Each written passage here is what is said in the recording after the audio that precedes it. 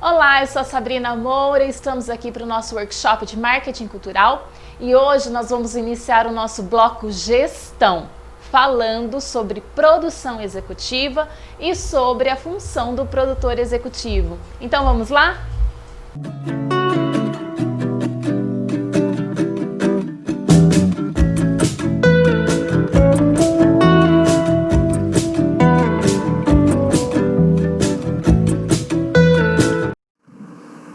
Olá, estamos aqui de volta para o nosso workshop e hoje nós vamos falar sobre produção executiva, entrando já no bloco de gestão, né?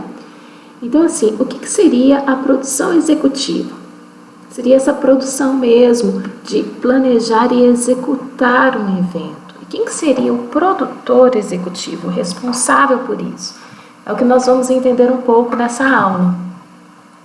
Antes da gente entrar propriamente na questão do conceito do produtor executivo, quem é essa pessoa, quais são as habilidades que o produtor executivo precisa ter, quais são as ferramentas que ele usa para o trabalho, como que é essa contratação de equipe, nós vamos falar um pouquinho sobre a origem dos eventos e o conceito de evento.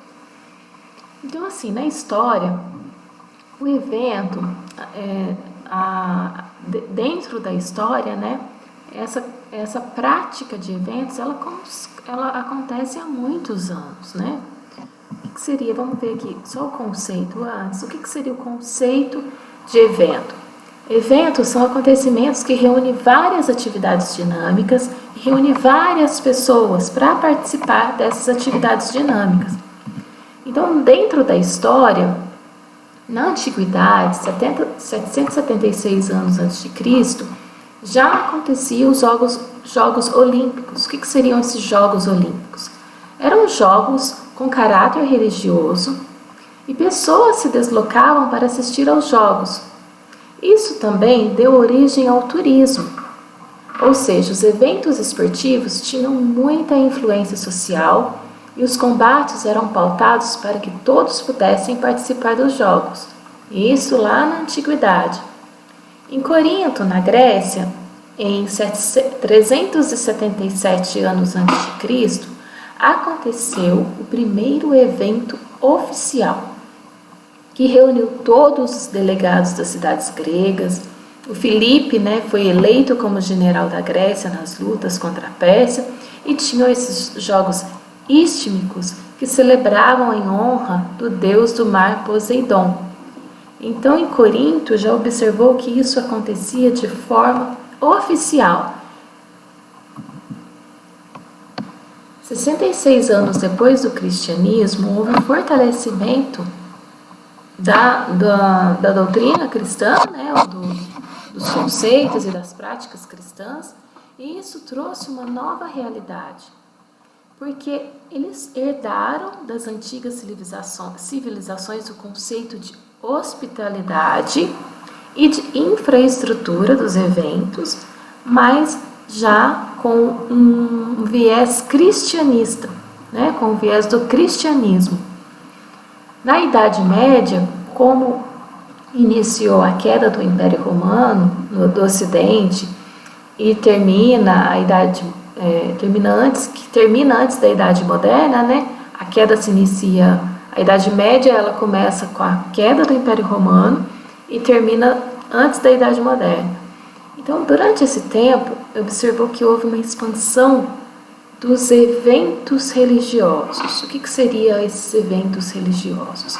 Seriam os concílios, as representações teatrais religiosas e as feiras comerciais que provocavam o deslocamento de pessoas para esses centros. Então, as pessoas iam para esses eventos religiosos, lá aconteciam as feiras de troca, as pessoas faziam as feiras comerciais e dentro dessas feiras também aconteciam apresentações, aconteciam eventos. Na Revolução Industrial, com a abertura do mercado e com novas possibilidades de produção, a produção cultural caminha junto, dessa representação local. Os eventos, eles também vão ganhando uma força, as pessoas o fato das pessoas estarem se reunindo para participar de atividades em comum. Então, voltando ao conceito de evento, o evento é esse acontecimento que tem hora e data marcada, tem atividades agendadas, atividades já dentro de um cronograma, e pessoas se deslocam, saem das suas casas e vão para esses lugares, né? Temos vários eventos, que uma das coisas que aconteceu agora com a pandemia em 2020 foi justamente que, como não podia mais ter essa reunião de pessoas em um determinado local, os eventos eles passaram a ser feitos de outras maneiras ou foram suspensos, mas na maneira tradicional mesmo, os eventos foram suspensos esse ano, porque ele tem essas atividades dinâmicas que reúnem pessoas que estão juntas num determinado local, compartilhando das mesmas atividades. Então, quais são os tipos de eventos que nós conhecemos, né?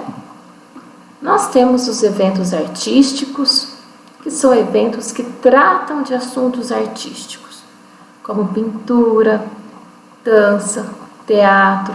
Então, pode ser um festival de teatro, uma mostra de danças, uma exposição de pinturas. Isso trata de um evento artístico. Nós temos a definição de evento também, um evento científico. O que seria o evento científico? São eventos que se reúnem em palestras, seminários, geralmente organizados por centros educacionais, por universidades, ou pela sua feira da escola, né? É considerado um evento onde você vai discutir assuntos sobre ciências naturais, ciências biológicas, as linguísticas, as matemáticas, apresentar projetos de empreendedorismo. Então, geralmente, esses eventos considerados científicos, eles estão dentro dos centros comerciais são educacionais, são organizados por escolas, são organizados por universidades. Nós temos o evento cultural, que geralmente promove o conhecimento regional ou temático. Como que seria? Uma feira de gastronomia regional, né?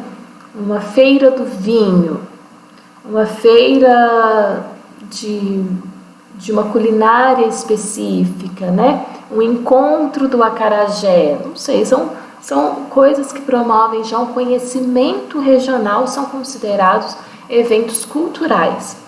E nesses eventos culturais, né, como um evento geralmente reúne várias atividades dinâmicas dentro de um espaço de tempo, com hora e data marcada, e reúne pessoas que se deslocam até esse lugar, pode acontecer de ter apresentações de artes também relacionadas.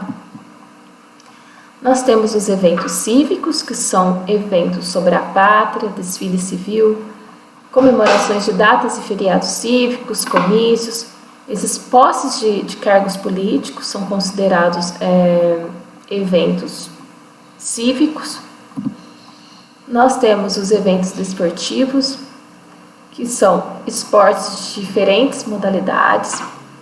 Pode reunir diferentes modalidades dentro de um mesmo torneio, ou pode ser um evento de um único esporte, né, um campeonato de futebol, um campeonato de vôlei. São torneios escolares ou torneios municipais, as Olimpíadas. Então, tudo que reúne pessoas para assistir a esses jogos, reúne pessoas que se deslocam das suas casas para ver esses jogos, estão reunidos nesse horário, nesse mesmo lugar, é considerado um evento desportivo. Nós temos os eventos folclóricos. O que seriam os eventos folclóricos? São manifestações culturais de um país, com temática de lendas e tradições em gerais, geralmente o carnaval, as feiras populares, as festas populares, né, as festas juninas, são consideradas eventos folclóricos. Temos os eventos que é um evento de lazer, que são os shows, os concertos, coffee break, o churrasco, até o churrasco entre amigos é considerado um evento de lazer.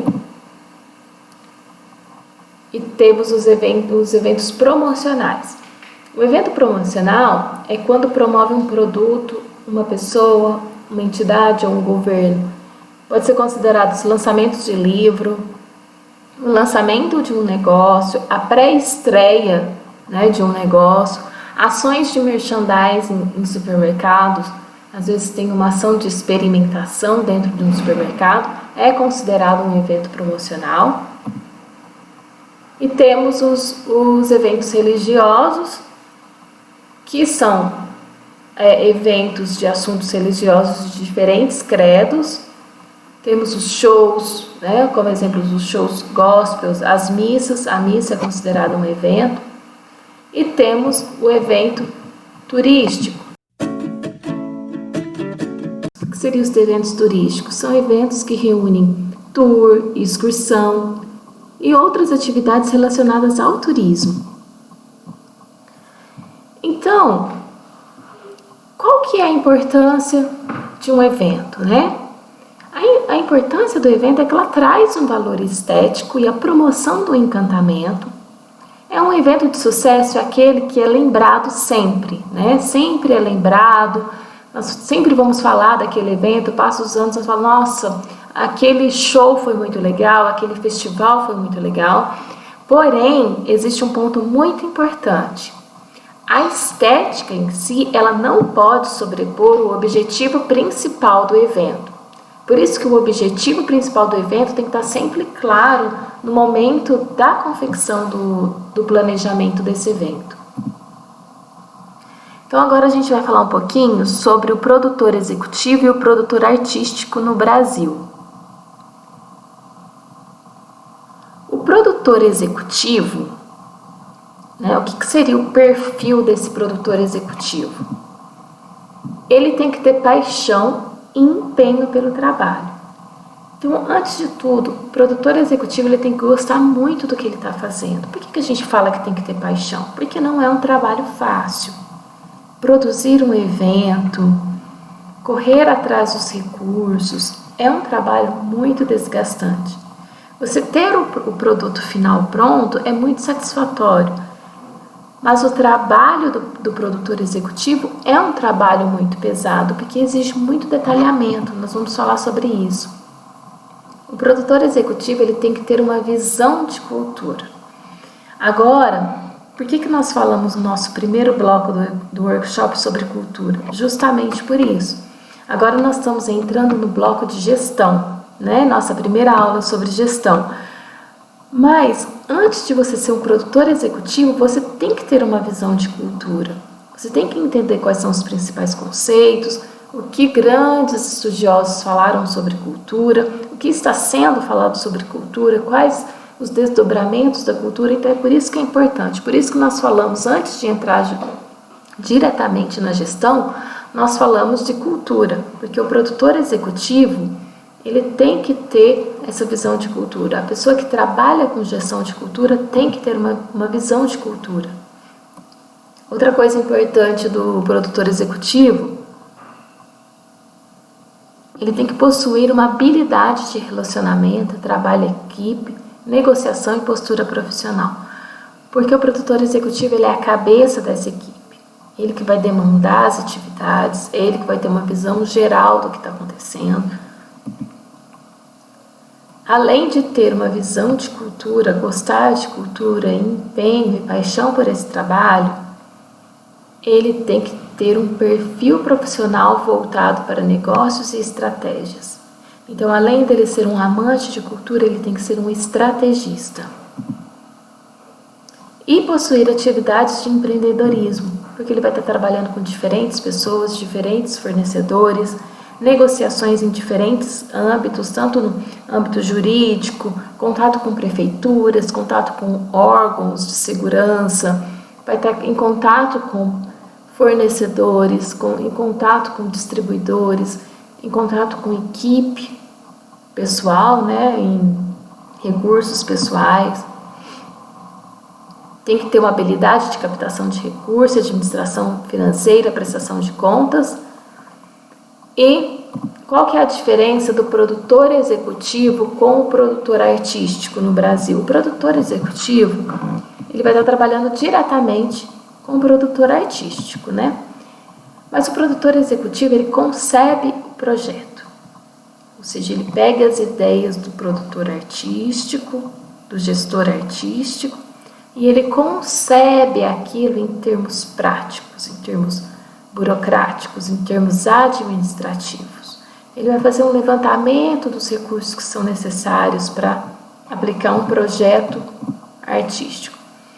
O produtor artístico, ele já concebe o projeto em termos artísticos, ou seja, ele vai fazer a escolha dos espetáculos, quais que serão os elementos, as artes que participarão dessas exposições. O produtor artístico fará o contato com os artistas. Então, deu para entender a diferença do produtor executivo com o produtor artístico? O executivo, ele escreve o projeto, ele concebe o projeto, ele organiza o projeto de uma maneira burocrática, administrativa, faz os levantamentos de recursos. E tanto o produtor executivo quanto o produtor artístico vai ter as suas equipes, né? Então, o produtor executivo, que é o nosso foco hoje nessa aula, ele é um profissional perspicaz e flexível. Quando eu falo perspicaz, é porque ele tem que ter conhecimento de várias áreas ao mesmo tempo. Ele vai ter que ter uma visão geral, uma visão de gestão, né? Ele vai ter que ter conhecimentos em controles, em gestão, tanto em gestão administrativa como em gestão de equipes. Ele vai ter que desenvolver parcerias interessantes e benéficas ao projeto, tanto em termos de buscar patrocinador como parcerias de recursos pessoais. Pessoas que vão estar trabalhando com ele dia a dia, ele tem que ser parcerias interessantes, tem que ser parcerias benéficas que vão trazer mais benefícios do que problemas ao projeto. Então, o profissional ele tem que ser perspicaz para conseguir ver quem são essas pessoas, quem são esses fornecedores e quem são os patrocinadores, né, que vão todos trabalhar juntos para que saia um projeto legal. Ele tem que ser empreendedor e, ao mesmo tempo, realista, porque ele tem que desenvolver iniciativas, metas e estratégias de acordo com a realidade. E qual que é o sucesso de um produtor executivo? Como que seria um produtor executivo de sucesso? O que ele precisa ter? Ele precisa ter habilidades para desenvolver problemas e tomar decisões rápidas, porque muitas coisas dependem de uma decisão rápida. Lidar com mudanças inesperadas, porque você vai ter todo um cronograma, todo um planejamento desde o começo do projeto, e aquele projeto ele pode mudar. Então, como que você vai lidar com aquelas mudanças inesperadas? E até as mudanças inesperadas, elas são previstas em projeto. Nós vamos falar um pouquinho mais para frente. Ter bastante calma durante as crises, porque dentro de um projeto, dentro de um evento, muitas crises acontecem, coisas inesperadas, um fornecedor que não trouxe tal coisa, como que vamos resolver isso? Acabou a luz, faltou água, eu não sei, tem vários problemas que podem acontecer durante um evento. E ter um balanço entre a criatividade e a praticidade. Porque às vezes você fica muito focado na criatividade, mas aquilo deixa de ser prático. Então, o sucesso de um produtor executivo depende disso também, de ter um balanço entre a criatividade e a praticidade. Diplomacia. Quando a gente fala em diplomacia para lidar com requerimentos e fundos, o que seria essa diplomacia para lidar com requerimentos e fundos? Você vai estar, sim, tratando com órgãos administrativos, com órgãos públicos. Tem uma burocracia envolvida, né? Então, você tem que ter essa diplomacia, essa habilidade de negociação, né, de ter os documentos que são exigidos, como eu disse, né, ter uma habilidade de negociação, uma habilidade de liderança. Por que habilidade de liderança? Porque você vai estar lidando diretamente com pessoas. O tempo inteiro. Então, trabalhar com tipos diferentes de pessoas, exigindo respeito e promovendo estímulo. E ter uma disposição para trabalhar de 80 a 100 horas semanais durante a produção cultural de um projeto. É tempo? Sim, é tempo. Quem se dispõe a trabalhar com produção executiva tem que trabalhar? Sim, porque são muitos detalhes que vão aparecendo. Então, geralmente um produtor executivo ele trabalha de 80 a 100 horas semanais durante a produção do tema. Mesmo delegando coisas, mesmo tendo sua equipe, a atenção dele tem que estar voltada para isso. Um projeto cultural ou um projeto de evento, ele envolve algumas dimensões, né? Que é a dimensão filosófica. O produtor executivo ele tem que ter claro quais são essas dimensões. Então, o que é uma dimensão filosófica? As dimensões filosóficas são os conceitos, mensagens que está intrínseco neste projeto, que faz parte desse projeto. Então, quais são os conceitos e mensagens que esse projeto traz? As dimensões de potencial. Quais as potencialidades que esse recurso irá atingir? Recursos humanos, contratações, pessoas envolvidas. Então, um projeto ele está ali no papel. Quando você vai expandir isso na prática, você vai ver o tanto de pessoas que você vai atingir, qual que é o potencial de atingimento dessas pessoas. Tanto um fornecedor quanto uma costureira, por exemplo, que é um fornecedor, né, um prestador de serviço, quanto o seu público-alvo, o que o público-alvo vai estar recebendo com isso, né? Econômica, quais são os investimentos e quais são os retornos? Tanto a nível de projeto quanto a nível social, porque você vai ter um impacto direto e um impacto indireto. Por exemplo, o vendedor de pipoca que está lá na esquina, ele pode ter um impacto indireto no seu projeto. Nem sempre esse impacto indireto você vai conseguir medir detalhadamente, mas é uma coisa importante de saber. Por quê? Porque muitas vezes as pessoas têm aquela consciência, têm aquela falsa ideia que um projeto cultural ele só traz investimentos, ele não traz retorno. Isso não é verdade. Um projeto cultural, um evento, ele traz muitas pessoas beneficiadas à volta. Entendeu? Então, assim, é um investimento que, se você for possível medir, você justifica, né? Que a gente já entra na dimensão causal. Quais são os efeitos que essa ação irá gerar de curto e longo prazo, socialmente, economicamente? Isso é importante ter, e quem faz essa análise é um produtor executivo. Então, vamos pensar agora, vamos entrar um pouquinho agora nas etapas de um projeto. Qual que seriam as etapas de um projeto? Então, vamos entrar nas etapas de um projeto?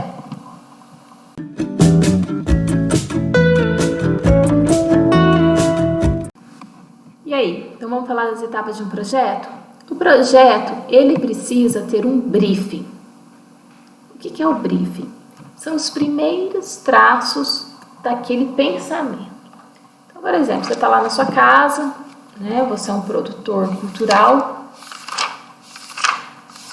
você quer fazer um projeto e você vai fazer um briefing. Você vai listar o que você quer atingir, o que você gostaria, né? Geralmente, esse briefing, ele parte de uma coisa ainda que seria uma análise do entorno. Você é um produtor cultural, você é um artista, você é um produtor executivo, você é um gestor, você é um agente de cultura, você está na sua casa, você está na sua cidade, você está observando, conversando com as pessoas, e nessa conversa com as pessoas falam que sentem necessidade de promover um evento de música regional que traga alguma comida típica junto, não sei o quê. Então, isso sai de uma conversa. Ou seja, essa conversa ela foi como se fosse uma análise do entorno, ou seja, uma necessidade que você observou à sua volta. né? Você observou aquela necessidade à sua volta e você resolveu trazer essa ideia para ser colocada em prática, e você vai traçar o seu briefing. Quando você tiver seu briefing definido, o que você espera disso, de uma forma geral, você vai traçar de forma bem definida o que são os objetivos e definir como que vai ser quais são esses objetivos e como poderia ser este evento. Traçar um temário, uma programação, né? Definir o formato, a tipologia, o local e o público-alvo, quem que nós vamos atingir. Então, o que seria esse briefing? O briefing é a junção de ideias e concepções sobre o que é o projeto e pode ser alterado na elaboração dos objetivos. Então, o briefing é aquela ideia inicial que, quando você for colocar dentro dos objetivos, vai gerar uma reflexão maior. E talvez o briefing ele se modifica, isso é normal. Então, qual que é a reflexão? O que é esse evento? Por que eu quero fazer esse evento? Como ele será feito? Para quem ele será feito? E quanto ele irá custar? Depois de ter feito toda essa reflexão, a gente traça o objetivo geral e os objetivos específicos deste evento. Nas próximas aulas, quando nós estivermos falando de escrever um projeto, nós vamos voltar nessa questão dos objetivos. Porque é muito importante você saber o que é o seu projeto e por que ele vai ser feito, né? O que ele vai atingir, o que justifica mesmo você fazer esse evento. Porque assim, às vezes as pessoas confundem algum projeto de arte, tipo, por um sonho pessoal. Eu quero fazer isso porque eu acredito nisso. Não. Por quê? Quem que vai ser beneficiado com isso? Qual que é o público-alvo? Como que isso vai ser feito? É para mim, é para você, é para a criança? Quem que é? Quando que ele vai ser feito e quanto que isso vai custar? Você vai fazer uma definição clara do que é este evento que você espera. Por que eu falo clara? Porque a partir do momento, vai chegar um momento que você vai ter que compartilhar isso com as pessoas. Então, vai ter que ser de claro entendimento para que as pessoas possam aderir à sua ideia, né? Então, assim, de acordo com a especificidade do evento, a gente tem que definir o tamanho do evento, número de pessoas que vai ser atingida, tanto o número de pessoas que vai ser atingidas no evento, quanto o número de pessoas que você vai precisar para trabalhar com você nesse evento. A necessidade de verba e orçamentos, necessidades referentes ao local, por exemplo, qual que é a infraestrutura necessária para a gente realizar esse evento, as acomodações, as viagens com equipe de apoio, nós vamos precisar de áudio, de vídeo, de segurança, de limpeza, de transporte. Tudo isso tem que ser definido nessa fase inicial do projeto. Temário. O que seria o temário? O tema é referente ao tema. O tema que rege o evento e que direciona todas as estratégias de abordagem. Então, é a partir do tema que você vai ter o seu público-alvo e vai ter a sua comunicação. Então, para garantir a adesão, este deve ser claro, o tema tem que ser claro, atual e pertinente ao público-alvo desejado. Não adianta você aplicar um tema que aquele público-alvo não vai aderir, né? Então, após uma larga pesquisa, é fundamental escolher o tema com antecedência para o sucesso do evento. A programação. A programação é a descrição organizada, clara e prática, né, da sequência de atividades que devem incluir detalhes como o temário, a data e o horário. Uma programação bem estruturada facilita a compreensão do evento, facilita a compreensão do tema do evento. E o formato também tem que ser definido. O que seria a definição do formato? A programação escolhida será fundamental para definir o melhor formato para executar as atividades, como, por exemplo, para uma convenção de vendas, Quantos coffee breaks serão servidos? Haverá cerimônia de abertura? Teremos brindes? Palestras? Então, pontos como esses devem ser levantados na definição do formato do evento. Tipologia. O que seria a tipologia de um evento? Refere-se ao tipo de evento, né? Se é um congresso, ou se é um encontro, se é um festival, uma mostra de teatro, de arte. Porque a programação e o formato são bases para definir a tipologia. Então, por exemplo, aqui, ó, o que é tipologia? Tipologia é uma mostra. Qual que é a abrangência? De teatro. E qual que é o assunto? De rua. Então, você vai definir o seu evento nesse, você pode usar esse esqueminha. Então, qual que é o tipo? Seria uma mostra de teatro. Uma mostra aqui, de teatro. E o assunto? Mostra de teatro, de rua. Assim, a partir desse momento, você vai poder analisar se o local escolhido fornece a infraestrutura necessária, se vai precisar de estacionamento, se vai precisar de acomodações, se ele está bem sinalizado, se tem fácil acesso às pessoas, se tem aeroportos perto, rodovias, dependendo do evento, ou se for um evento na sua cidade, se ele está numa parte mais central que as pessoas vão conseguir chegar. Esse lugar vai comportar o tanto de pessoas que você espera. E o público-alvo? O que é público-alvo? São todas as pessoas que o evento pretende atrair. As necessidades e expectativas desse público. Existe cautela e atenção aos detalhes para uma escolha assertiva de todos os possíveis segmentos participantes. Então, às vezes, dentro de uma mesma tipologia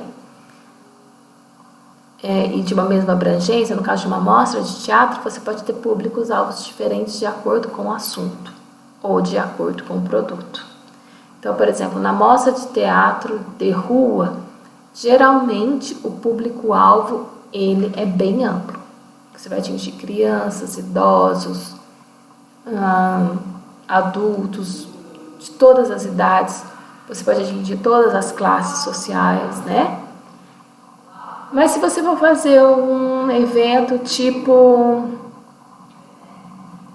um encontro científico de matemática, né? Tipologia, o encontro, abrangência, científico, assunto de matemática.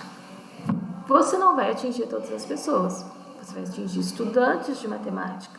Ou você vai atingir professores de matemática, ou pessoas interessadas nesse assunto, que não são nem estudantes, nem professores, não trabalham como professores, não são estudantes, mas talvez trabalham na área química ou trabalham na área da engenharia e que se interessa por matemática. Então, é importante você ter definição de tipologia, qual é essa abrangência, qual é o público-alvo, porque isso tudo depende do sucesso. Para um projeto estar bem amarrado, você tem que analisar esses pontos. Então, até eu quero passar novamente esses pontos. A gente tem o briefing, anota aí, o briefing, que é aquela junção inicial das concepções da ideia. O objetivo é quando você traça esse briefing de maneira objetiva e clara, fazendo uma reflexão do o que é meu evento, por que eu quero fazer esse evento, como eu vou fazer esse evento, para quem eu vou fazer este evento, quando irá acontecer e quanto isso irá me custar, né? Traçar uma definição de acordo com as especificidades do evento, ou seja, definir, depois de você ter respondido essas perguntas e ter traçado o objetivo geral e os objetivos específicos, definir o tamanho do evento, quantas pessoas, né, a verba local, onde que isso vai acontecer de maneira detalhada. Depois de ter respondido essas perguntas, você vai vir no detalhe de cada pergunta. Do que se trata, ter bem definido do que se trata esse evento, E a partir de então, desse tema, qual que é a programação, como que essa programação vai ser organizada, qual que vai ser o formato escolhido para que a gente possa desenvolver essa programação, a tipologia, se é uma amostra, se é um congresso, se é um encontro, qual o local escolhido ou locais escolhidos e qual é o público-alvo e quais são os públicos-alvos de acordo com o produto. Então, assim, dependendo do tipo de evento a ser desenvolvido, a escolha do local se faz fundamental. Vou explicar por quê. Porque, por exemplo, num show de música clássica, a acústica é muito mais importante do que uma cozinha. Só que se você for fazer um evento gastronômico, a acústica já não interfere em nada. A cozinha já é mais importante. Quando você vai fazer uma exposição de obra de arte, você tem que pensar muito mais na segurança e na iluminação do que na fachada do lugar que você vai estar, por exemplo. Ou nas condições do banheiro, né? Por quê? Porque numa exposição de arte requer segurança, claro, porque pode ter quadros caros ali. Tem que ter uma iluminação adequada para não prejudicar a obra de arte e ter uma apreciação adequada da obra de arte. Mas se o banheiro for um banheiro menor ou maior, isso não influencia. Então, num show de música clássica, a acústica, você tem que pensar que a acústica é fundamental. A acústica é mais importante que se o tamanho, por exemplo, do fogão da cozinha. Mas se o evento é gastronômico, o fogão tem que ser super potente, tem que ser um fogão grande, tem que ser um fogão bom, porque você vai estar tendo um ritmo maior, né? Vai precisar de comida sendo feita num ritmo maior, porque é um evento gastronômico. Então, a escolha de um local para um projeto cultural é fundamental para o sucesso dele. A escolha adequada, vamos dizer assim, né?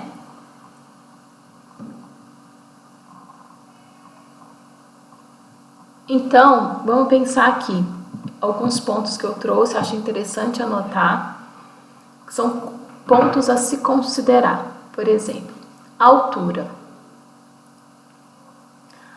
Acústica, altura, capacidade máxima de pessoas sentadas e em pé, possibilidades de decoração, a distância da cozinha e entre a área da cozinha e a área de atendimento, né? Distância da infraestrutura turística e dos meios de acesso, divisórias modulares, facilidade de acesso ao deficiente e aos equipamentos e aos banheiros, isolamento acústico, a limpeza necessária, localização das saídas de incêndio e dos acessos à sala ou demais salas, localização e número de telefones públicos e internos, localização e quantidade de banheiros, né? Onde que os banheiros estão localizados, localização e quantidade de interruptores de luz, aquecimento e ar-condicionado, preferência para o que se permite regulagem individuais por setores, localização, luminosidade, presença de janelas, cortinas, obstrução, né? Colunas, tetos rebaixados, quais são as obstruções desse ambiente, a posição das portas, o posicionamento e tamanho do pódio ou parlatório, quantidade e localização das salas de apoio, segurança, sistema de som e iluminação, telefones e ramais internos dentro da sala, ventilação e ar-condicionado, como a gente falou. Gente, em todos os eventos, você vai ter que observar isso? Não. Isso é de acordo com o evento, né? Mas, por exemplo, tudo de uma certa forma, você vai ter que olhar. E conforme você vai ganhando experiência no feitio, né, na prática de um evento, isso vai acabando se tornando meio que automático na sua cabeça, na sua prática. É uma listinha interessante de se ter, porque você vai acabar ticando aqui, ó, aqui é a acústica legal, aqui é a altura legal. Eu preciso passar para o meu cliente, ou eu preciso passar para o meu cliente tanto de produção cultural quanto de algum outro evento, né? Qual que é a capacidade de pessoas sentadas em pé, como que vai ser a decoração disso, vai exigir mais decoração, vai exigir menos, qual a decoração que se adapta aqui ou não, né? Tudo isso a gente vai analisando. Se tem divisórias modulares, se vai ter que ser retirado alguma coisa, se vai ter que ser acrescentado alguma coisa, e qual que é o tempo que isso vai precisar. Qual que é o tempo que eu vou precisar para tirar, qual que é o tempo que eu vou precisar para colocar, quanto que isso vai custar. A facilidade ao acesso a deficientes. Os banheiros permitem esse acesso a deficientes, tem escada, né? Quais são os equipamentos. Se for um show, eu tenho isolamento acústico, os vizinhos vão estar reclamando disso. Qual que vai ser minha equipe de limpeza? O local que eu estou escolhendo, ele já fornece uma equipe de limpeza, eu terei que contratar. Quais são as saídas de incêndio? Está regulamentado de acordo com os órgãos de segurança. Né? Localização é de fácil localização, tem números que as pessoas podem ligar e perguntar. A quantidade de banheiro vai atender ao público que eu estou esperando, as pessoas vão ficar muito tempo na fila. Como que a energia desse lugar vai suportar, né, as minhas luzes, vai suportar os meus equipamentos, vai suportar o equipamento de aquecimento, de ar-condicionado. É uma localização interessante, as pessoas vão encontrar de maneira fácil, ou eu vou ter que explicar mais, mesmo se for um lugar um pouco mais longe, eu vou ter que explicar mais, então é super importante ter consciência da localização. Se for um evento que precisa de um blackout, por exemplo, alguma peça de teatro que você precisa estar no blackout, como que está a luminosidade? Como estão as presenças de janelas e as cortinas? Se for um lugar que tem muitas colunas, isso vai prejudicar a visão? Tem tetos rebaixados? Onde estão essas portas? Eu vou ter que fazer alguma modificação nessas portas? Qual que é o tamanho do palco, do pódio, né, do parlatório? Qual que é esse tamanho? As pessoas vão ter que ficar mais apertadas, vão ter que ficar mais espaçadas, eu vou conseguir colocar uma decoração. Existe alguma sala de apoio? Caso eu precise dar um workshop, caso eu precise fazer um atendimento, ter uma enfermeira, tem essas salas de apoio?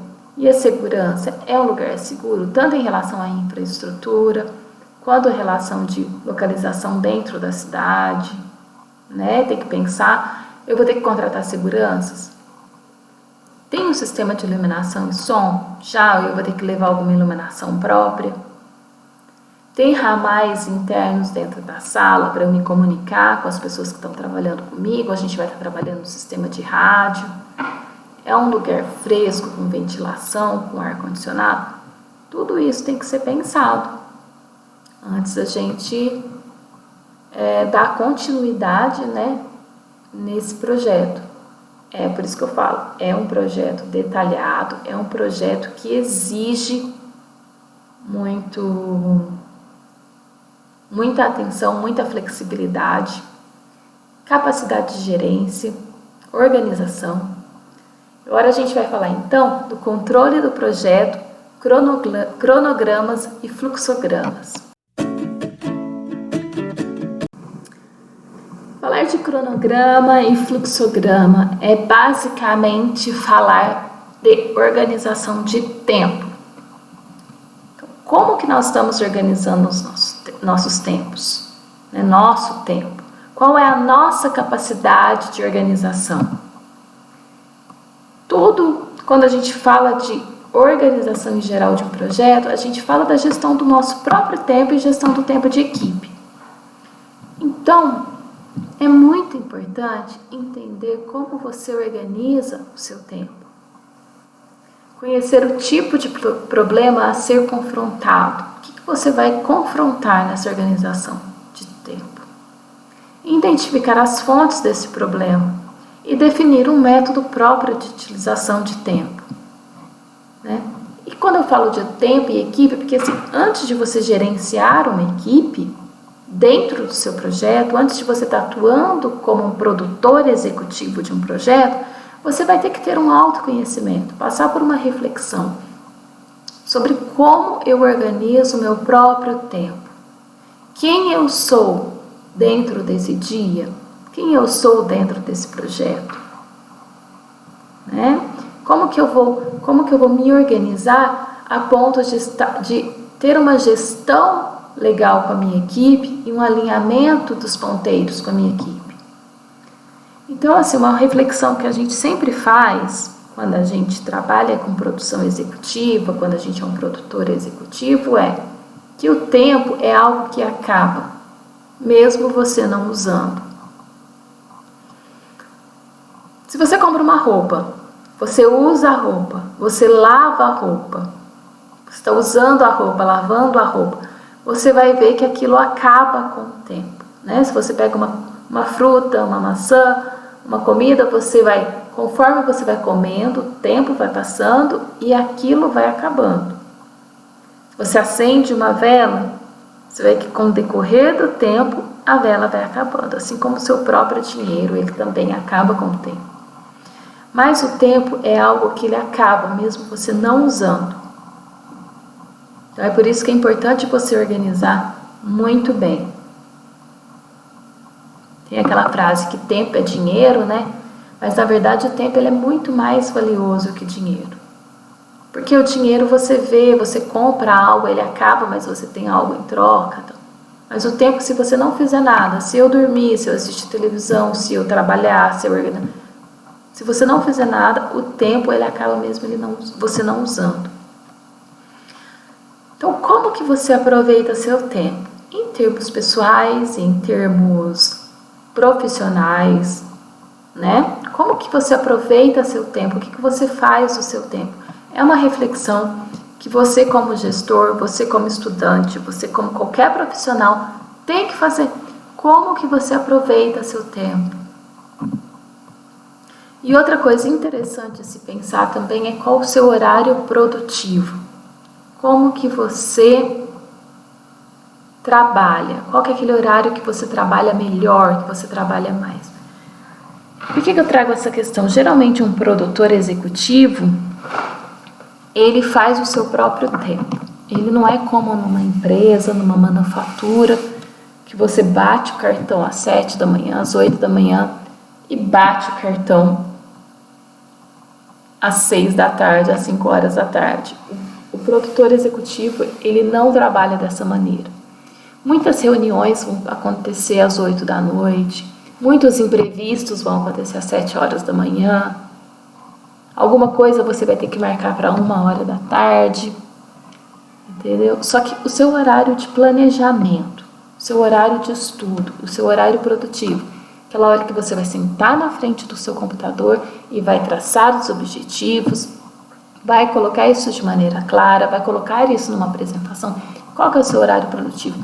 4 horas da manhã é meu horário produtivo, não o meu, né?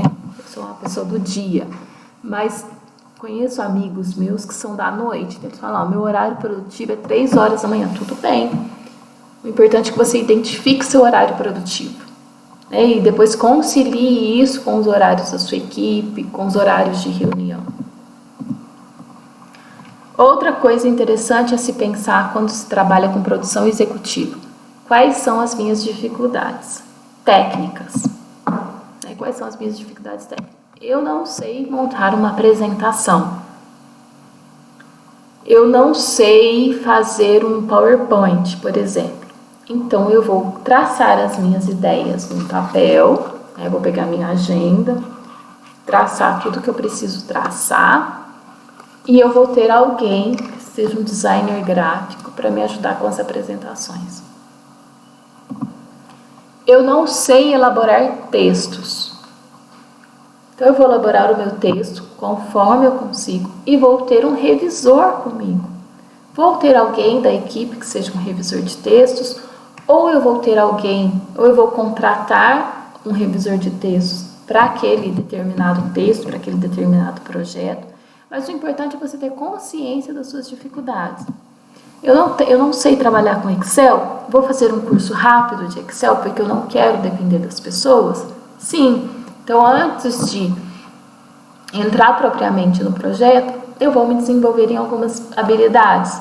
Vou transformar essas minhas dificuldades em habilidades. E outra coisa também que é muito importante pensar. O que você gosta de fazer? O que eu tenho facilidade de fazer? Eu gosto de fazer negociações. Então, eu dentro do meu projeto, eu vou focar mais nas negociações e terceirizar o texto para alguém. Eu trabalhar junto. No que você é bom? Por isso que eu falo que o trabalho de um produtor executivo, ele é, antes de tudo, um trabalho, você vai ter que fazer um pré-trabalho de autoconhecimento, saber o que você não gosta, o que você tem que melhorar, naquilo que você não é bom e naquilo que você realmente é bom, e valorizar isso. Porque quando você tem todos esses elementos com você, você pode tratar o projeto de uma forma mais fluida e não ser algo tão difícil, tão desgastante. Porque a partir do momento que começa a ser muito difícil, muito desgastante, já não deixa de ser prazeroso, né? Um projeto cultural, ele antes de tudo tem que ser prazeroso. Um trabalho, ele antes de tudo tem que ter prazer em fazer. Então, outra coisa que a gente tem que pensar quando a gente vai falar em definição de tempo, em organização de tempo, é o que é um compromisso dentro do projeto e o que é uma tarefa dentro do projeto. Então, o que é o conceito de compromisso? Compromisso é a promessa com alguém para determinar atividades de um horário previamente estabelecido. Ou seja, são atividades sincronizadas. E o relógio é uma ferramenta para marcar e sincronizar, né? Não só necessariamente o relógio, né? Você pode falar assim, eu vou te encontrar depois da novela, por exemplo. Eu não assisto novela, suponhamos. Depois da novela das 8. Então, essa é uma forma de sincronizar um tempo. Então, o compromisso é quando você faz uma promessa com alguém, tem uma outra pessoa envolvida, uma ou mais pessoas envolvidas, para realizar uma determinada atividade dentro de um local estabelecido e dentro de um tempo estabelecido, num tempo sincronizado. Então, a reunião da nossa equipe é um compromisso. Por quê? Porque está vindo mais de uma pessoa, vão se reunir num lugar, seja físico ou virtual, e eles vão estar reunidos no mesmo espaço de tempo. Entendeu? A tarefa, ela é uma atividade que ela não requer que você esteja com alguém no mesmo determinado tempo.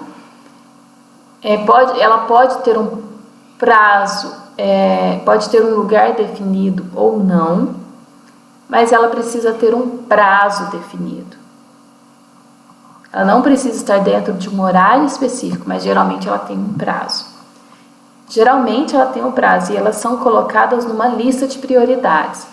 Então, são aquelas atividades que precisam ser cumpridas. Então, eu pego lá dentro do meu projeto, né, as atividades que precisam ser cumpridas, contratar um faxineiro, contratar um assistente de produção, entrar em contato com os meios de comunicação, mandar um release para o jornal, isso são tarefas.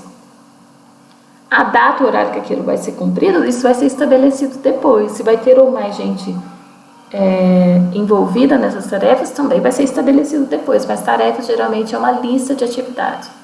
Então, isso é uma coisa que tem que ter muito em mente, o que é compromisso e o que é tarefa dentro de um projeto cultural. E agora, né?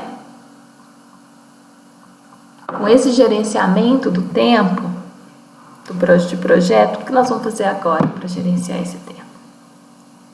Você vai definir, né? Você já fez todas aquelas definições, vamos voltar aqui.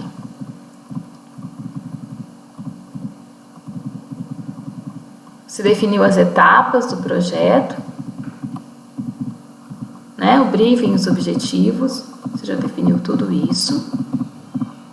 Tipologia, tudo bem claro. Você pegou a listinha aqui do que é necessário para a realização do evento e listou o que você precisa dar mais atenção, o que você não precisa dar mais atenção, o que vai ser preciso. Você já fez uma análise, né, do seu tempo, como que você vai utilizar o seu próprio tempo produtivo dentro desse projeto.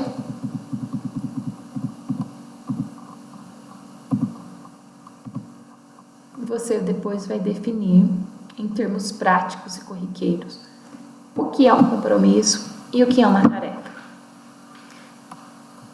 Depois que você definir o que é um compromisso e o que é uma tarefa, você vai fazer uma análise do que é urgente e do que é importante. Então, importância é aquilo que tem valor. É algo quase inevitável, né? E urgente é aquilo que tem um prazo. Aí, antes da gente entrar um pouquinho mais nessa definição de importância e valor, eu gostaria de falar para vocês sobre o Eisenhower. Quem que foi o Eisenhower? Vamos falar um pouquinho de Eisenhower? Eisenhower foi esse senhor, né? Ele nasceu em 14 de outubro de 1890 em Denison e ele faleceu em Washington em 28 de março de 1969. Quem que foi esse senhor? Ele foi o 34º presidente dos Estados Unidos entre 1953 a 1961. Foi um general de 5 estrelas do exército americano durante a Segunda Guerra Mundial.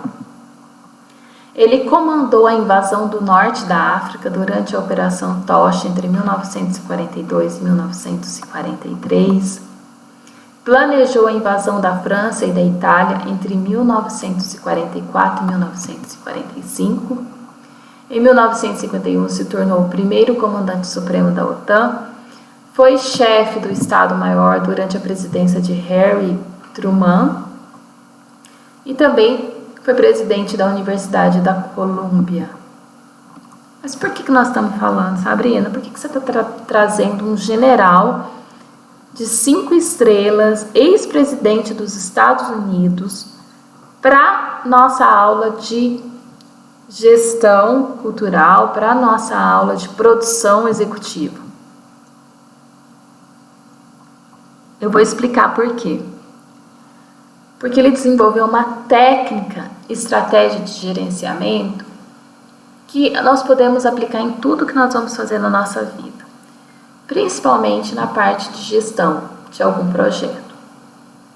Porque o que ele diz é, abre aspas, o que é importante é raramente urgente. E o que é urgente é raramente importante. Eisenhower, ele vem nos explicar qual é a diferença de importante e urgente. Tudo bem que ele teve uma carreira militar, né? Participou de guerras, foi um general de 10 estrelas.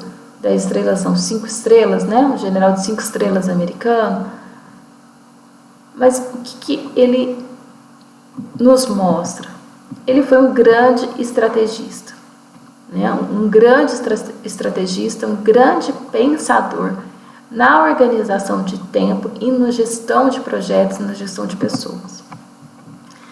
O Eisenhower, ele desenvolveu uma matriz que você faz um cruzamento entre o que é importante e urgente, o que é importante e não urgente, o que é não importante e urgente e o que não é importante e não é urgente.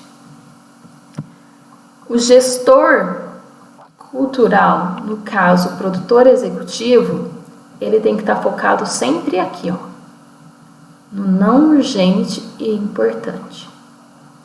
Vou explicar por quê. O que é uma tarefa importante e urgente? São tarefas que não podem ser adiadas e têm prioridade. Exemplo: uma reunião extraordinária com um órgão público. Suponhamos que dentro do seu evento aconteceu algo de imprevisto, que é extremamente importante, mas você não pode deixar para outro dia. Então se torna algo importante e urgente. Talvez algum documento que ficou faltando, alguma coisa que não ficou bem acertada, ela se tornou urgente, mas é algo importante. Porque geralmente essas coisas são tratadas aqui, ó, no não urgente e importante. Como que seria? São atividades em longo e médio prazo que exigem a participação direta do produtor executivo, como reuniões de pré-produção com órgãos públicos, patrocinadores, fechamentos de contrato. Então, tudo isso daqui acontece dentro do não urgente e importante, que são coisas feitas com antecedência, com planejamento, com calma, que são coisas fundamentais para o evento acontecer, mas que depende diretamente do produtor executivo. Eu não posso terceirizar isso para alguém. Eu, como produtora executiva, eu vou ter que ir lá fazer essa reunião de pré-produção com os órgãos públicos, eu vou ter que ir lá assinar os contratos, porque eu sou a responsável jurídica, então eu vou ter que estar lá assinando os contratos. Suponhamos que um desses contratos aconteceu algo errado, teve alguma coisa que não deu certo, e aí eu tenho que resolver isso de última hora, ele passa para cá. Não urgente vira urgente. Geralmente o importante, quando ele não é resolvido dentro de um planejado, ele vira urgente. O que seria o não importante e urgente? São atividades prioritárias, mas não importantes para a função de produção executiva. Ou seja, aquilo que é urgente, prioritário, precisa ser feito, mas você pode terceirizar para alguém. Não depende diretamente da sua atuação. Como, por exemplo, o envio de e-mail para um fornecedor. Ele pode ser feito por um assistente de produção. Não precisa ser necessariamente feita pela gerência da produção. Ele pode ser feito por um assistente de produção. E o não importante e não urgente? São tarefas mais fáceis e cotidianas que, se não feitas, não interferem diretamente no evento e podem ser demandadas e adiadas. Como, por exemplo, retirar o lixo e colocar na caçamba. Se por acaso aconteceu uma coisa e eu não coloquei o lixo na caçamba, mas eu deixei ele no depósito, ele não vai influenciar diretamente no evento. Só que quem que faz a retirada do lixo? Geralmente são os assistentes. O produtor executivo, o gestor cultural, ele não tem que ir lá na cozinha, retirar o lixo e colocar na caçamba. Geralmente ele vai fazer algo que é de extrema importância e que só depende dele. Aquilo que não depende dele, ele vai terceirizar. O que acontece se o perfil do gestor cultural é um perfil centralizador? Que ele quer fazer tudo. Ele vai se confundir dentro dessa tabela. Entendeu? O gerente, o produtor que está gerenciando o projeto, ele tem que estar focado aqui, ó, no não urgente e importante. E algumas coisas urgentes e importantes que só ele vai resolver. Mas se ele ficar focado no não importante e urgente, ele vai deixar muita coisa aqui para trás, ele não vai dar conta de organizar esse tempo. E ele, em hipótese alguma, tem que fazer um não importante e não urgente. Ele vai ter que realmente demandar para alguém. Porque senão ele não vai conseguir focar naquilo que realmente depende dele. Porque, por exemplo, um auxiliar de cozinha, ele pode retirar o lixo, né? Mas o auxiliar de cozinha, ele não vai poder assinar um contrato. Então, é muito importante. Então, o que a gente aproveita dessa matriz de Eisenhower? É o pensamento e estratégia desse homem. Ele foi um estrategista de guerra. E ele trabalhou todas as suas estratégias baseadas nessa matriz. O que realmente dependia dele, o que ele poderia demandar, o que ele poderia pedir para alguém fazer, o que ele poderia deixar para depois, quais eram as prioridades, o que era não urgente e importante, que ele resolveu a tempo, que ele não importante e não urgente, que ele resolveu a tempo, para não deixar que isso se tornasse urgente. Então, aqui, o estrategista, o gerente do projeto, ele vai estar aqui, ó, no planejamento. Então, organize a sua agenda, né? Tenha uma agenda com você, se você trabalha com produção executiva, se você pretende trabalhar com produção executiva, organize a sua agenda, tenha uma agenda física, ou no Google, uma agenda celular, uma planilha de Excel, um quadro de anotações, mas se organize. Tenha com você também a matriz de Eisenhower traçada, para você saber o que depende realmente de você, o que não depende diretamente de você. É claro que você vai estar sempre garantido que tudo isso esteja trabalhando de forma harmoniosa, mas tenha essa matriz com você, né?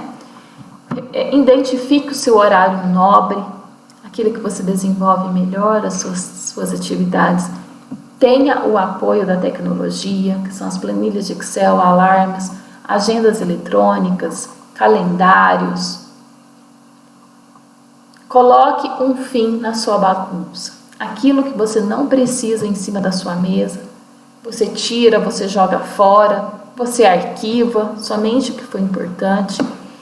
Tenha o seu computador bem organizado, porque quando você estiver prestes a começar, quando o evento estiver próximo, o seu tempo vai ser primordial, a sua organização vai ser sua amiga, a sua organização vai ser praticamente a sua alma dentro do projeto. Afaste de você o que outra pessoa pode fazer, como é o caso aqui, ó, de não importante e não urgente. Delegue, peça, por favor, contrate alguém, mas não faça aquilo que não depende de você.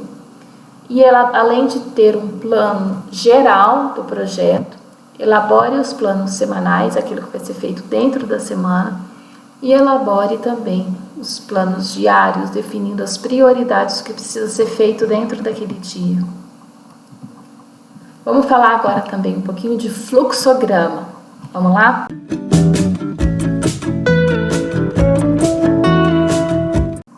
Então vamos pensar no que é o fluxograma, né? O fluxograma, ele é, na verdade, um caminho que você vai traçar para o seu projeto. Né? Você vai trabalhar da maneira que você achar melhor, com flechinhas, com bolinhas, mas é um fluxo visual, né? Que você vai ver como, você vai imaginar, você vai planejar como que vai ser feito todo esse projeto. Eu trouxe um exemplo de fluxograma de uma mostra de teatro, só que isso é uma coisa muito individual também, a maneira como você vai traçar é individual. O importante é que depois que você faça o entendimento, você também traga isso de forma visual para a sua equipe. É uma forma de, quando você vai definindo o seu trajeto, você também define as fases dentro desse fluxograma, né? Ele serve de base para você definir as fases e prever coisas que podem acontecer dentro desse caminho. Então, o fluxograma convencional ou fluxo direto, você pensa no trajeto do projeto fase por fase, sempre dentro do escopo do projeto feito pelo cliente, o contratante, feito naquele briefing, né, que você realizou. Então, você pensa no fluxo convencional e direto. A partir daqui eu passo para aqui, depois que eu contratar o iluminador de luz, eu vou contratar a equipe da iluminação que vai estar trabalhando junto com ele. Então, você faz mais ou menos um fluxo daquilo que onde você pretende chegar e quais vão ser os passos. Tem um fluxograma divergente, que ele é um fluxo que insere os desdobramentos, prevendo novas ações dependendo dos resultados. Como, por exemplo, se nós tivermos um resultado negativo, qual que é o caminho que a gente tem que seguir? Certo? Então, aqui eu tenho um fluxograma, um exemplo de fluxograma. Quando você vai fazer um projeto, você identifica um problema. O que seria a identificação desse problema? Problema geralmente não é um problema, né? Aquele problema que a gente, a terminologia que a gente está acostumado. Mas o problema seria algo a ser resolvido em termos artísticos ou em termos de projeto, algo a ser resolvido dentro de uma comunidade, dentro de onde o projeto pode ser aplicado. Então, assim, o problema ele foi identificado? Não. Então, não tem como você prosseguir. Porque o que depende de você elaborar um projeto é você identificar esse problema, né? Por exemplo, nessa mostra, de realizar a mostra de teatro de rua, qual que é o problema identificado? O problema identificado é que não existe manifestações de teatro na cidade. Né? E quais seriam os benefícios de trazer essa mostra de teatro? Então, o problema foi identificado? Sim. Onde? E o que? Então, qual foi o problema identificado? Existe a necessidade de formar um público de teatro, despertar o interesse pela formação de grupos de teatro, promover a interação social, um resgate da cultura popular e inserir o circuito dentro do circuito mineiro de mostras teatrais. Então, esse foi o problema identificado.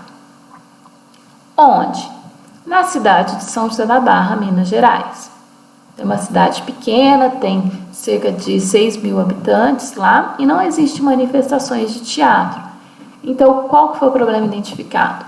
A necessidade de formar público de teatro, despertar o interesse pela formação de grupos de teatro, promover a interação social, resgate da cultura popular e inserir essa cidade dentro do circuito mineiro de mostras teatrais. Então, nós identificamos o problema, aqui está o problema e onde que nós identificamos. Nós vamos para o próximo passo. Há potencial de público? Não. Se não há potencial de público, não tem como continuar o projeto. Então, o projeto ele para aí. Há potencial de público? Sim. Então, qual que é o público-alvo? São idosos, adultos, jovens, crianças o público-alvo será definido de acordo com o espetáculo. Então, na cidade, como em todas as cidades, nós temos os idosos, adultos, jovens e crianças que irão apreciar o espetáculo de acordo com o seu interesse ali, sua recomendação. Então, quais serão as ações? As ações serão apresentações de teatro, cortejo, grupos musicais, oficinas, exposições. Há espaço físico e infraestrutura para a realização das ações? Se não tem, o projeto para também, não tem como continuar. Porque se nós temos um problema identificado, nós temos a cidade, se tem potencial de público, mas não tem espaço físico e nem infraestrutura, não tem como dar continuidade no projeto. Então, sim, existe essa infraestrutura. Então, qual que é a infraestrutura? Praças, ruas, quadras esportivos, salões paroquiais, escolas. Então, nós identificamos todos esses lugares, essa infraestrutura. Há meios de comunicação para divulgar esse evento? Não temos meios de comunicação. Então, parou o projeto também. Porque sem comunicação a gente não consegue trazer esse público-alvo. Nós não conseguimos concretizar o projeto. Então, vamos continuar dentro do fluxograma. Há meios de comunicação? Sim. E quais são? Quais são esses meios de comunicação? Rádio, carro de som, cartazes, outdoor, panfletagem, ações em escolas, nas igrejas, internet, TV. Então, nós identificamos quais são os nossos meios de comunicação. Há potencial de equipe? Não. Não tem gente para trabalhar nesse projeto? Não. O gestor cultural consegue trabalhar sozinho? Não. O produtor executivo consegue trabalhar sozinho? Também não. O produtor artístico vai precisar de equipe? Vai. Tem equipe? Não. Então o projeto para. Há potencial de equipe? Sim, nós temos potencial de equipe. Então vamos continuar. Quais são os potenciais de equipe? Técnicos, profissionais da área. Se a gente não tem o técnico nem profissionais da área, tem a possibilidade de fornecer o treinamento? Tem a possibilidade de fornecer o treinamento? Ou seja, se há a possibilidade de fornecer o treinamento também, nós damos continuidade. Então vamos para o próximo passo. A próxima pergunta. Há possibilidade de captação de recursos? Não. Então não tem como. Se não tem verba, não tem como continuar o projeto? Sim, há possibilidade de captação de recursos. Temos editais de empresas locais, nós temos os comércios locais que adoram apoiar, que são interessados, nós temos a prefeitura e os outros órgãos públicos. Então, se tem, sim, então é sim. Vamos realizar nossa mostra de teatro de rua nessa cidade. Vocês entenderam o que faz parte de um fluxograma? Dentro do fluxograma você contempla também perguntas fundamentais para a realização do projeto. O problema foi identificado, o que é esse projeto, qual é o público-alvo, quais são as ações que nós vamos fazer, tem espaço físico e infraestrutura, existe meios de comunicação, equipe pode ser contratada ou treinada, tem a capacidade de captação de recursos. Então, isso, vamos dizer assim, garantiza a resposta dessas perguntas dentro dessa análise de fluxo, garantiza que o projeto ele tem viabilidade ou não, que é o que nós vamos falar de viabilidade aqui. A viabilidade tem que estar muito clara, porque ninguém apoia um projeto inviável. Eu não estou falando só de viabilidade financeira, eu estou falando de gente para trabalhar, gente que se dispõe a participar, ou até mesmo o público-alvo. Se não for algo claro e inviável, nem o público vai assistir. Então, ninguém apoia um projeto inviável. Existe a viabilidade técnica, ou seja, a existência de conhecimentos e tecnologias necessários, a equipe treinada, a gente que está disposta a trabalhar, existe recursos pessoais, existe recursos financeiros, tipo, esse projeto está adequado às normas municipais de segurança, está adequado às normas estaduais, está adequado às normas nacionais. As normas internas vai ao encontro da missão, da visão e dos valores da empresa ou deste projeto? Coisas a se pensar. A gente tem que pensar em viabilidade antes de iniciar um projeto. Viabilidade estratégica. Os objetivos traçados e os objetivos estratégicos e de marketing, eles estão alinhados entre si? O objetivo de marketing, ele atende ao objetivo geral, principal? Os objetivos estratégicos, que são o plano de ação, vai atender o objetivo geral? Né?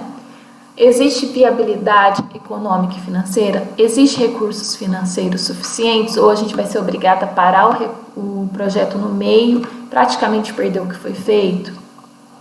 As fontes de financiamento são válidas?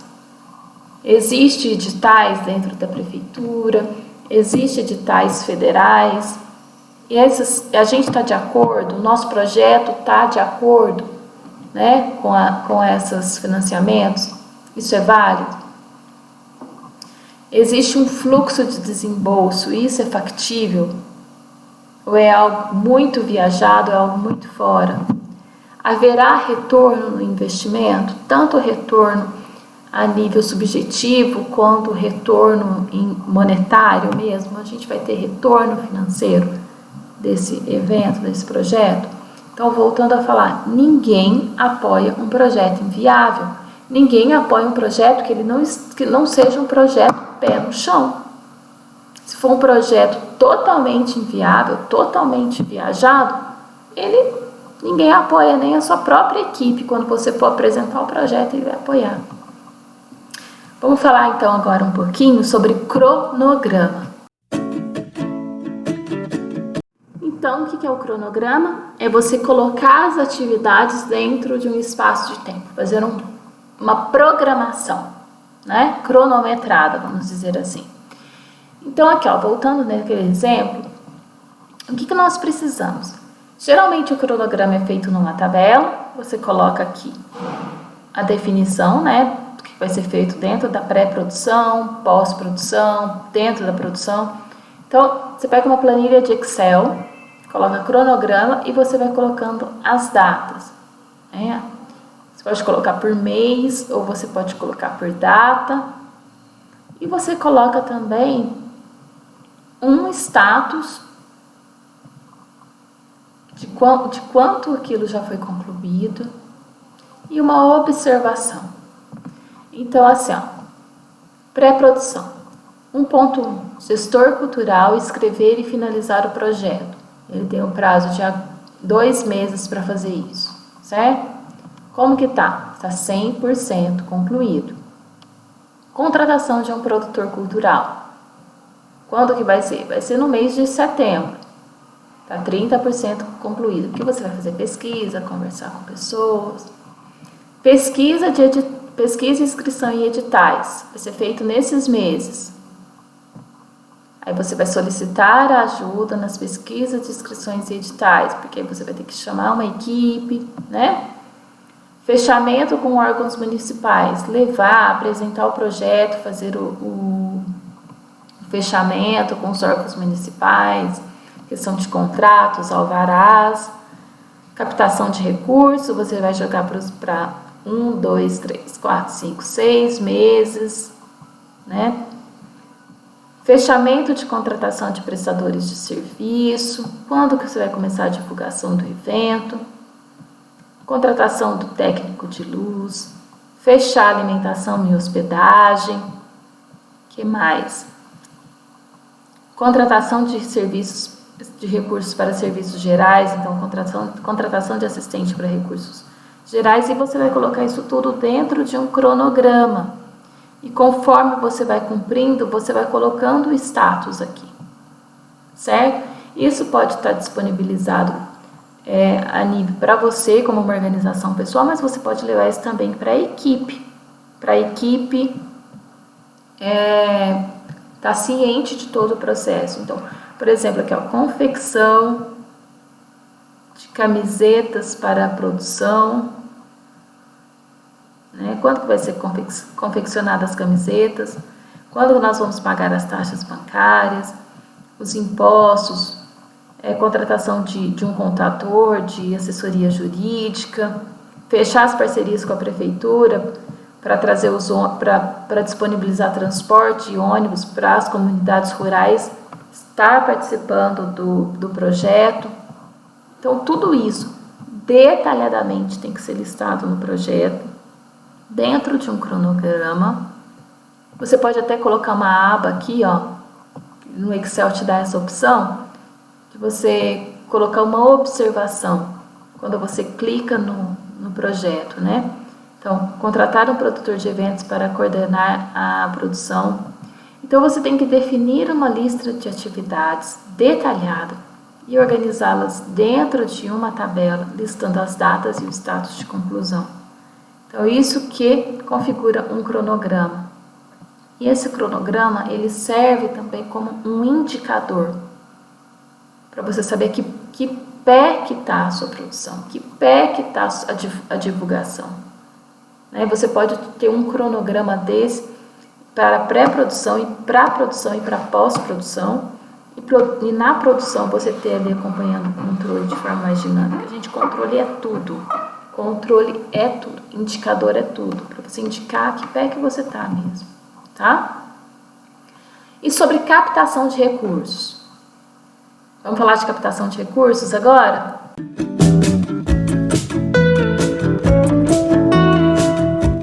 Então, o que é a captação de recursos? A captação de recursos, ela depende diretamente da apresentação do projeto. O projeto ele tem que ser apresentado de maneira clara, ele tem que ser apresentado de maneira eficiente, Você tem que justificar muito bem por que você está buscando aquela captação de recursos. Então, você tem que ter clareza nos objetivos. Lá na confecção do seu projeto inicial, você já tinha que ter clareza dos objetivos para você trabalhar com a sua equipe. Na hora de você apresentar isso para um possível patrocinador, para um possível aprovador, apoiador, a clareza dos objetivos tem que estar ali. Justificativa financeira viável. Você não pode colocar um valor que esteja completamente acima do seu projeto ou completamente abaixo. Tem que ser viável, tem que estar de acordo. Indicadores de cálculo de quanto o investimento feito terá retorno. Isso é importante você mostrar para o seu patrocinador. Que você está trazendo algo para a comunidade, que você está fazendo um evento, que isso vai ter um retorno social, vai ter um retorno financeiro. Os benefícios e contrapartidas têm que ser realistas e atraentes, porque ninguém vai apoiar um projeto em que ele não vai ter visibilidade. Ter uma visão do payback, se o projeto se paga, em quanto tempo ele se paga e quais as vantagens de ter um projeto desse em relação a qualquer outro projeto. Em editais ou até quando você pede um patrocínio direto para uma empresa, ele vai estar analisando mais de um projeto. Então, qual que é a vantagem do seu projeto em relação aos outros? E ter um fluxo de caixa correto, uma controladoria clara, com notas fiscais, com recibos, tudo muito transparente. Um patrocinador, um órgão público, um apoiador que seja, ele quer ver transparência no seu projeto. E uma prestação de contas real, clara, em que o patrocinador pode confiar. É interessante, depois que tudo passar, você fazer uma prestação de contas com esse patrocinador.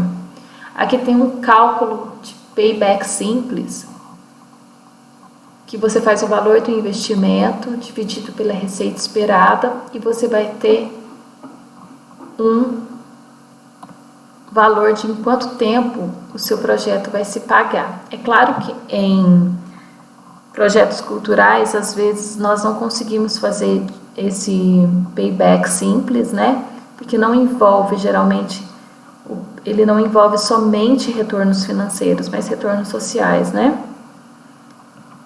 Então, assim, os pontos negativos do payback simples são que você não consegue considerar o custo do dinheiro a longo prazo, o enfoque somente na variável de tempo, que não é o que acontece com a gente, e não considerar a receita após o período de recuperação do investimento. Então, payback simples, ele tem esses pontos negativos. Você vai ter uma ideia de quanto que você vai ter aquele retorno, em quanto tempo você vai ter aquele retorno, mas ele considera somente a variável tempo. E nós sabemos que dentro de um projeto cultural, nós temos que considerar muitas outras coisas, como o impacto social naquilo, o impacto econômico na comunidade, Porque quando você traz um evento, não somente o seu evento vai ter um retorno, mas a pessoa que vende o picolé, o senhorzinho do carrinho de pipoca, os hotéis, os restaurantes, todos eles vão ter um retorno, vão ser influenciados pelo seu evento. Patrocínio. O patrocínio, quando a gente fala de patrocínio, ela é uma variável de comunicação, por isso que ela está dentro da captação de recursos. Porque o patrocínio tem que trabalhar diretamente ligado à comunicação. A captação de recursos tem que trabalhar diretamente ligado à comunicação, porque nós vamos comunicar quem são os nossos patrocinadores. E associar a marca através desse evento. Ou seja, o apoiador e o patrocinador, ele disponibiliza os recursos financeiros, mas em contrapartida, ele tem que ter uma divulgação comercial. E aí faz necessário a clareza, a transparência e a objetividade do plano de contrapartidas. Quando você vai apresentar um plano de contrapartidas para o seu patrocinador, você vai falar, se você me der X, você se enquadra em determinada cota. Se você me der X, o seu logo vai estar de tal tamanho nas nossas camisetas ou na nossa mídia. Entendeu? O consumidor, ele se relaciona diferente com a marca, pois o consumidor, ele está num estado mais descontraído. Por isso ele absorve a marca de maneira mais natural. Na captação de recursos, então você tem lá, na hora de você divulgar o seu patrocínio, o departamento de captação de recursos trabalha diretamente com o departamento de comunicação. Imagina o problema. Se você fecha um patrocínio, se você levanta uma verba, e isso não é passado para a equipe de comunicação e o logo desse patrocinador não aparece nas peças de divulgação. O logo desse patrocinador não aparece nos cartazes. Imagina o problema que isso dá. Então, a equipe de captação de recursos tem que estar alinhadíssima com a equipe de comunicação, andando de mãos dadas ali. Quais são os tipos de patrocínio que nós temos? Nós temos o patrocínio institucional, que é o objetivo de fortalecer a imagem e a marca por meio de ações apoiadas, que criam valor para a marca. Por exemplo, a empresa Reserva Natural, ela patrocinou o Festival de Teatro de Passos. Ela deu um patrocínio institucional. Então, qual que é o objetivo da marca? Se fortalecer na comunidade como instituição, né? Como instituição, eu sou uma instituição que estou apoiando atividades culturais dentro da minha cidade. Então, eu me fortaleço como imagem, como marca. Patrocínio promocional. Qual que é o tipo de patrocínio promocional? É o objetivo de promover a marca e produto, mas com a finalidade de gerar mais vendas. Por exemplo, a cervejaria Colorado, ela fez um patrocínio no João Rock.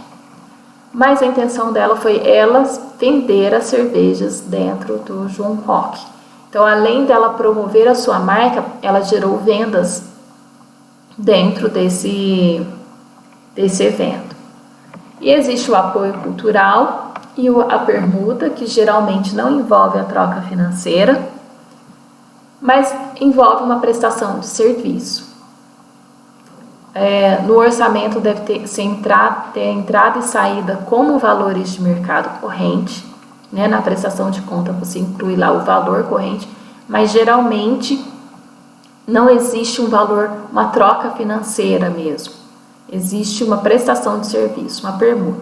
Por exemplo, a Churrascaria Gaúcha, ela disponibilizou alimentações para a equipe da produção, para os artistas que vieram para o festival de teatro, e em troca ela teve o seu logo, a sua marca associada ao evento.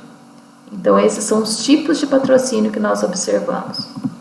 E quem é esse captador?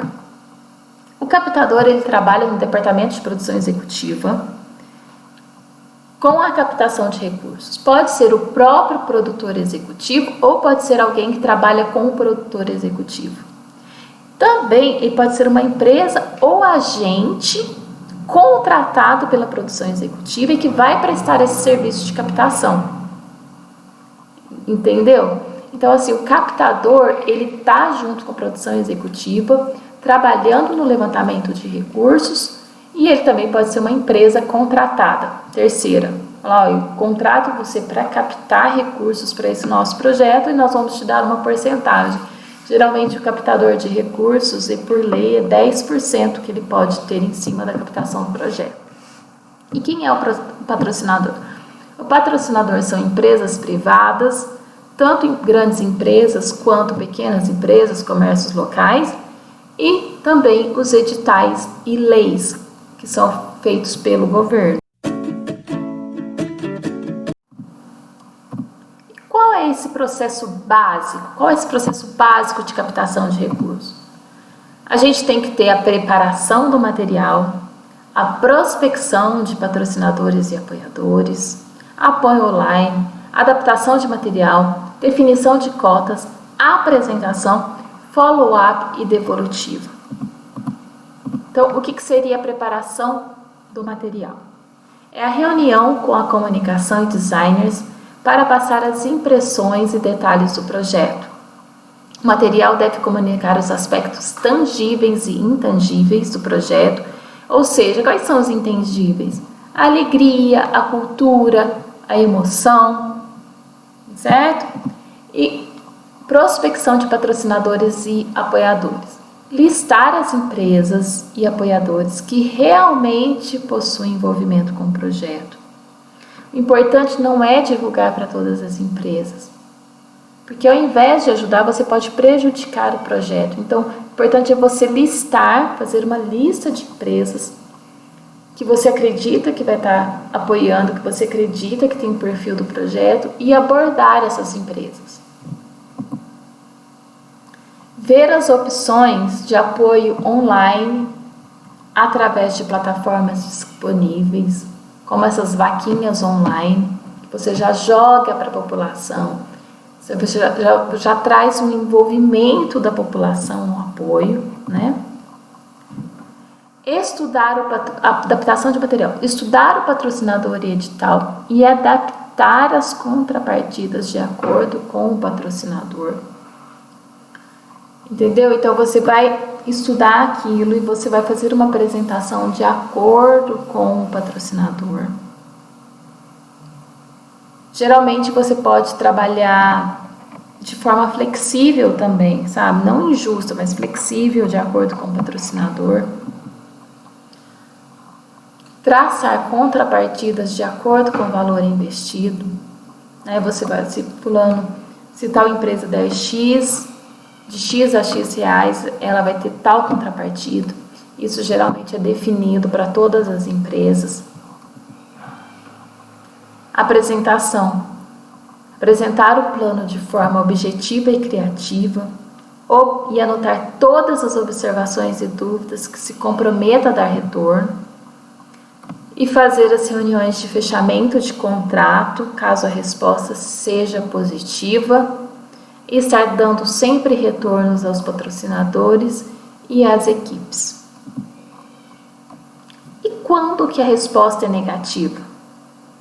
Quando a resposta é negativa, que é muito comum você ir numa empresa, já trabalhei com isso, já fui em várias empresas e a resposta é negativa, a gente tem que se questionar, né?